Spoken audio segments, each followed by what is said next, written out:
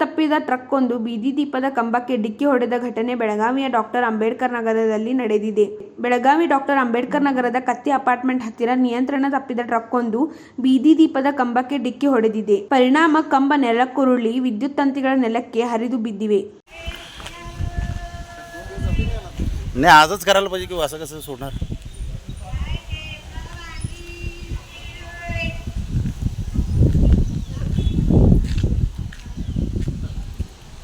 ಇಂದು ಅಂಬೇಡ್ಕರ್ ನಗರದಲ್ಲಿ heavy loaded truck ಬಂದು ಕಂಬಗಳ ಬ್ರೇಕ್ ಫೇಲ್ ಆಗಿ ಕಂಬ ಹಾಗೂ ಸ್ಟ್ರೀಟ್ ಲೈಟ್ ಎಲ್ಲವನ್ನು ಒಡೆದಾಗಿದೆ. ಯಾವುದೇ ಪ್ರಾಣಾಪಾಯ ಸಂಭವಿಸಿಲ್ಲ.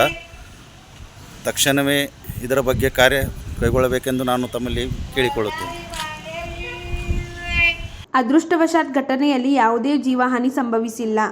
ಬೆಳಗಾವಿ ಉತ್ತರ ಸಂಚಾರ್ ಪೊಲೀಸ್ ಠಾಣಾ ವ್ಯಾಪ್ತಿಯಲ್ಲಿ ಘಟನೆ ನಡೆದಿದೆ.